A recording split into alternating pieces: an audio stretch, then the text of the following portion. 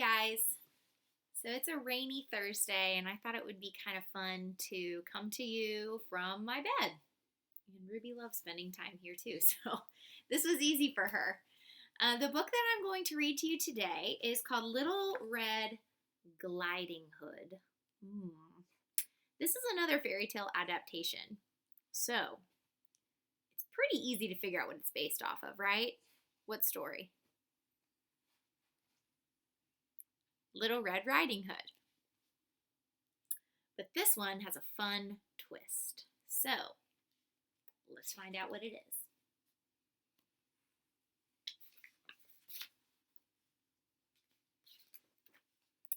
It was winter, and the river winding through the enchanted forest was frozen solid. A girl raced down to the river's edge and laced up her skates.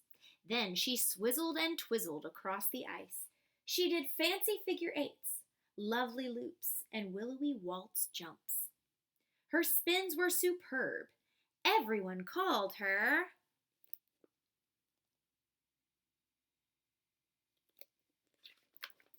Little Red Gliding Hood.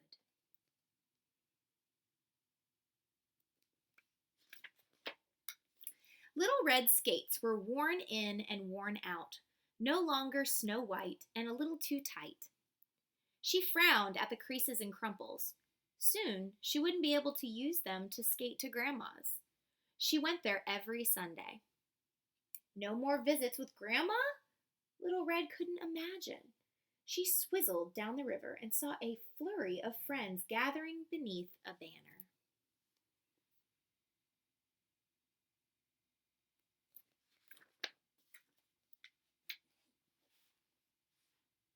A pair skating competition. The prize, brand new skates. Oh, slippery slush, I've got to win! But Little Red needed a skating partner. The dish danced with the spoon, and Hansel spun Gretel like sugar. Little Red had no one. She asked each of her friends. Little Boy Blue just shivered and quivered. Too cold. The 7 dwarfs were more interested in passing a puck around. Old MacDonald slipped and fell. E-I-E-I, ouch! Little Red shook her head. None of these partners would do.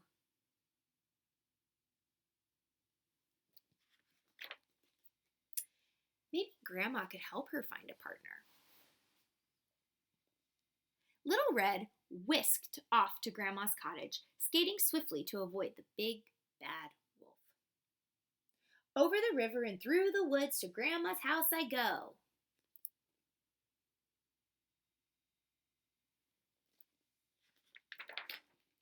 Little Red arrived safely. Oh, slippery slush, she said to Grandma, slumping into a chair. I can't find a partner for the skating competition. How about the gingerbread man? He's very sweet, said Grandma. Oh, but he's much too fast. I can't catch him, said Little Red. I bet Baby Bear would be just right for you, said Grandma. But Goldilocks thought so first. I know who, said Grandma. The 3 little pigs just moved into the brick house next door. You should ask one of them. What's fun is that we've read books involving a lot of these characters, right? The gingerbread man, 3 little pigs. So, Little Red skated to the pig's door. Little pigs, let me in. Someone tapped Little Red on the shoulder. Excuse me, said the big bad wolf. I think that's my line.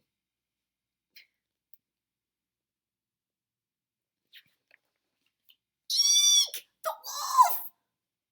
Little Red sprinted away. Her worn-in, worn-out laces began to unravel. Hey, glide back here, yelled the wolf, giving chase. He swizzled and twizzled across the ice. Little Red pushed on faster, but her boots were lopsided and loose. Stop! Yelled the wolf. He steered clear of fallen branches with fancy footwork and sly spins in pursuit of Little Red. Uh-oh! Little Red's skate flew off. Oh, slippery slush!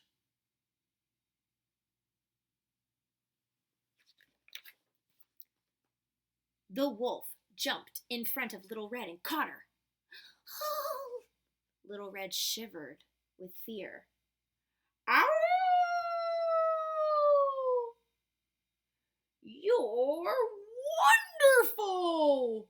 The wolf gently put Little Red down. What? You're a super skater, but I was trying to warn you. Your laces are untied. Oh, Little Red couldn't believe it. This was the big bad wolf?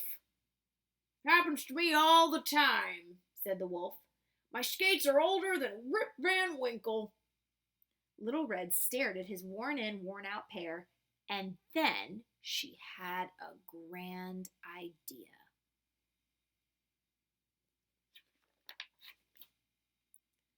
The day of the competition, Little Red arrived early.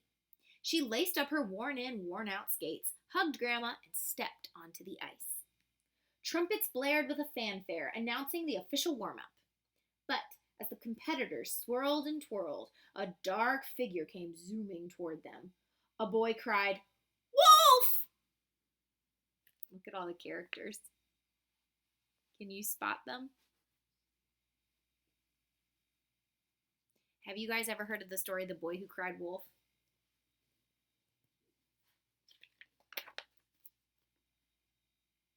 The wolf frightened little Miss Muffet away. She bumped little Jack Horner into the corner. Humpty Dumpty had a great fall.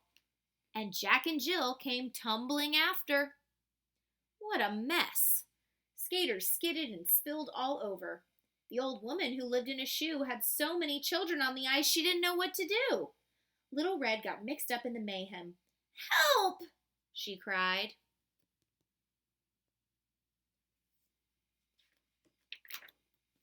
The big bad wolf raced over. He lifted Little Red high. Put Little Red down now, the woodcutter warned, grabbing his axe. Oh, slippery slush, said Little Red. He's my partner. The crowd was stunned. It got so quiet you could hear the ice freeze.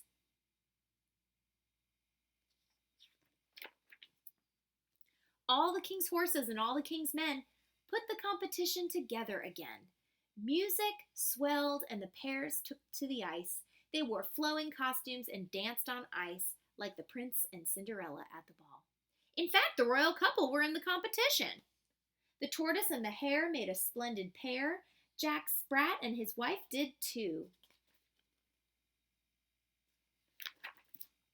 Then Little Red Gliding Hood and the big bad wolf swizzled and twizzled across the ice. They did fancy figure eights, lovely loops, and willowy waltz jumps. Their spins were superb. No one could believe the big bad wolf was actually good. That's a performance I'll remember happily ever after, cheered Grandma.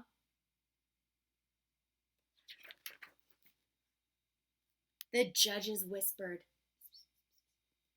They nodded. They scrawled. They raised a row of perfect tens. Little Red and the big, not-so-bad wolf were named the winners. That looks like Mother Goose, doesn't it? Oh my, what big skates you have, said Little Red. The wolf flashed a toothy grin. All the better to glide with you, my dear. The end. That was a good version of Little Red Riding Hood. And I like that the wolf really wasn't bad. It's kind of a happy ending. So, a lesson. Don't always judge a book by its cover. People might look mean or look like they would act a certain way, and that doesn't always mean that that's the case. So, it's a good story. All right, guys.